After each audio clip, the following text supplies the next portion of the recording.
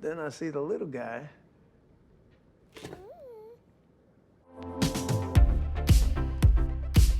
Welcome to ScreenCrush, I'm Ryan Airy. Let's talk about all of the Easter eggs, references, and little things that you might have missed in the Season 2 premiere of The Mandalorian. The episode begins with Mando walking into a city at night, and this place is a real mess covered in graffiti. This looks like an Easter egg of C-3PO, but the rest of it seems like old clone trooper or stormtrooper helmets, meaning this street art's been there since the Clone Wars 25 years before, or this is a statement against the occupation of the Empire. The bouncer is a Twi'lek, a species we first saw in Return of the Jedi, one of many callbacks to Episode 6 we're going to see in this episode.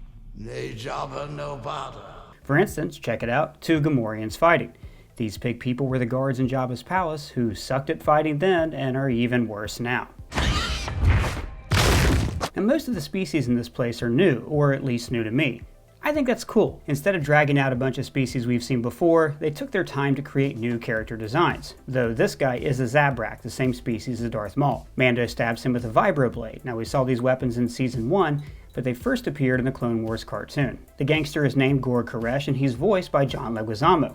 His species is an Abyssian, who we first saw in the Mos Eisley Cantina. Before dying, he says, "I swear it by the Gatra." This could be a reference to the droid Gatra, a group that supports the rights of droids, who seem to be gaining a lot of ground around the galaxy. Your droids, they'll have to wait outside. We don't want them here. Several months later.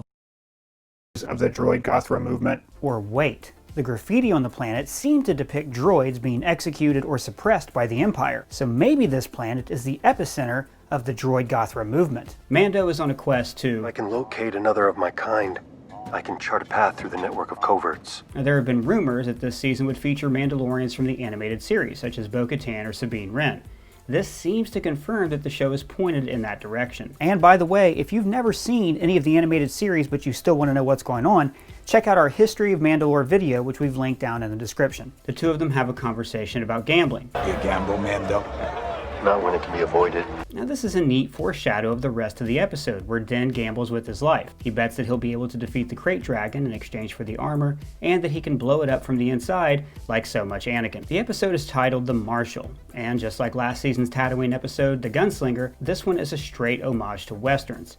We get the saloon entrance, the saloon standoff, a spittoon, working with the native population, and even a little bit of overcoming racism, like in Blazing Saddles. Prairie. Everybody.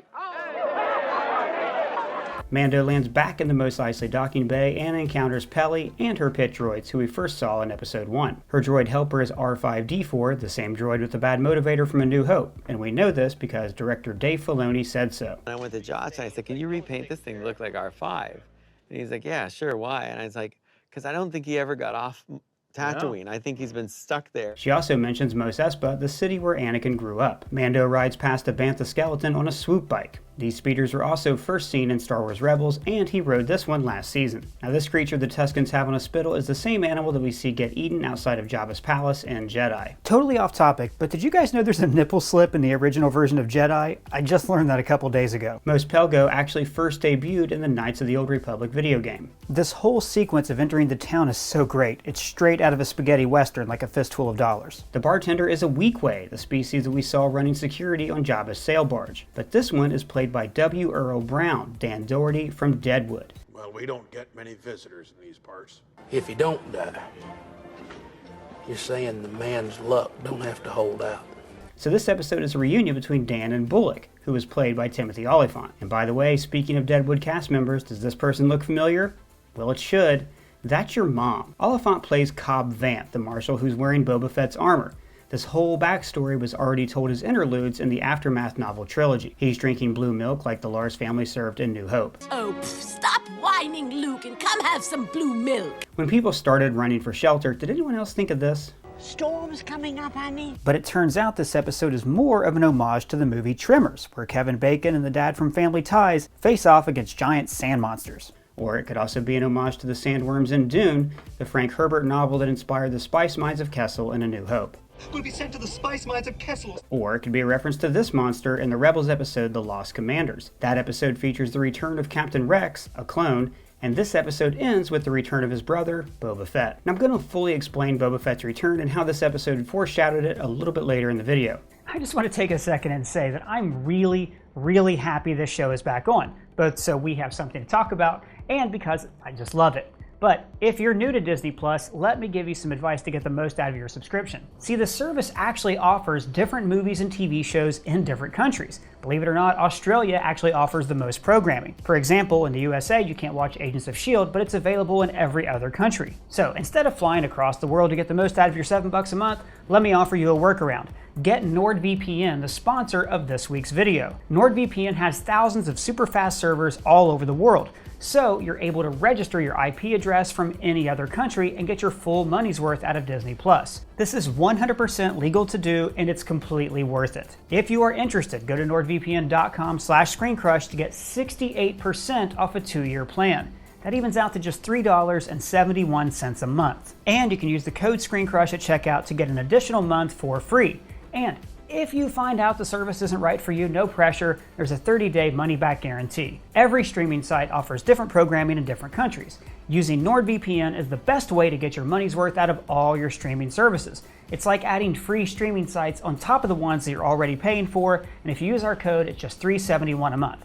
So again, visit nordvpn.com/ScreenCrush or use the code ScreenCrush at checkout to get your discount, or you can just click the link down in the description. Back to the Easter eggs. It turns out that the sandworm is a crate dragon. These creatures have been in the old expanded universe for years, and we see one of their skeletons in A New Hope. Obi-Wan frightened the Tusken Raiders away by using a crate dragon call.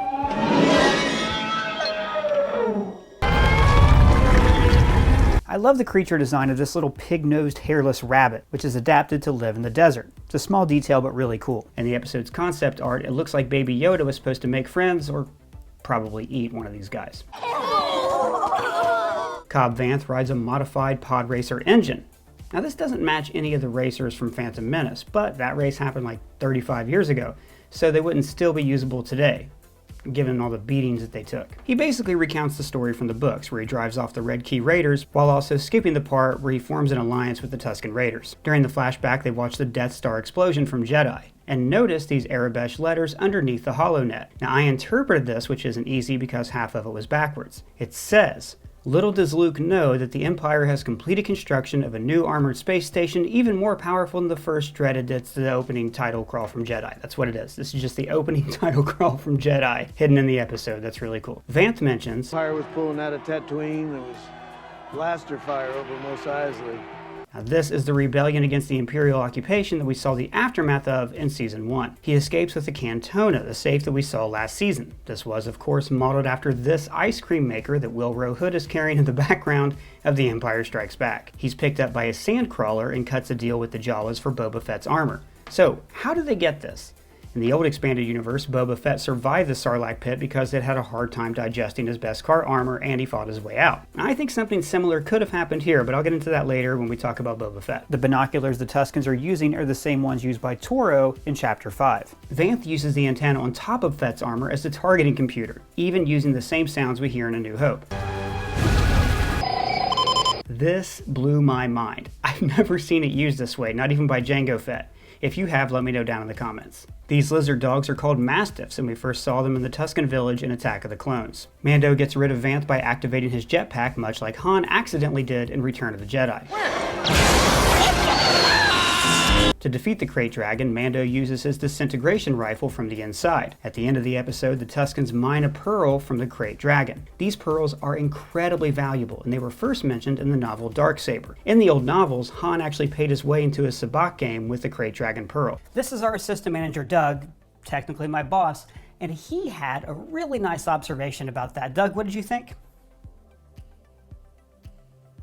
Let me know if you caught that down in the comments below. So now let's talk about that incredible reveal that Boba Fett has actually been alive all along. What? First of all, this is the second time he's appeared in this show. Notice the sound of spurs when he walks away. This is identical to the person who approached Fennec Shand at the end of episode 4. There's a lot to unpack here. I mean, okay, how did he survive? Well, there's a clue here. There's no such thing as an abandoned Sarlacc pit. There is if you eat the Sarlacc. So does this mean that Boba Fett was swallowed by the Sarlacc and then made it his bitch? And Boba Fett's the only guy who makes the thing burp, so maybe the Beskar gave it indigestion. After all, in this episode, we see a Mandalorian escape from a crate dragon, which ate a Sarlacc. So this could explain how Boba Fett did it 5 years earlier, but I doubt it. If that's the case, he would have held on to his armor, so it seems more likely that he survived, barely, and the Jawas stripped the armor off of him. Also, it's been years, and he still hasn't reclaimed his armor from Vanth Cobb. And why is he still on Tatooine? I think it's possible that his experience in the Sarlacc pit changed him in some way, like maybe he's leaving his old life behind. Or it's possible that for years he's been recovering from his injuries. I mean, check out his scar, and he's just now able to recover his armor. Another thing to remember, he hates Jedi. One killed his dad, and another one sent him into the Sarlacc pit. So, once he finds out that Baby Yoda's Force sensitive, he may come after him. There's another line that I think implies a bigger story here. And you tell your people I wasn't the one that broke that. This could be laying the blame at the Sarlacc pit or at Boba Fett. See, the jury's still out on whether or not Jango and Boba Fett are Mandalorians. In the Clone Wars, Prime Minister Almec says, Jango Fett was a common bounty hunter. How he acquired that armor is beyond me. But this guy's a thieving politician who fed children poisoned black market tea. Not the most reliable source of information. So is Boba Fett one of the Mandalorians or their enemy? Does the armor rightfully belong to him, or did Jango Fett steal it? It looks like the Mandalorian is going to address these questions, and I can't wait. Well, that's all the Easter eggs that I found, but if you found any, at me on Twitter or let me know in the comments below. And if it's your first time here, please subscribe. For ScreenCrush, I'm Ryan Airy.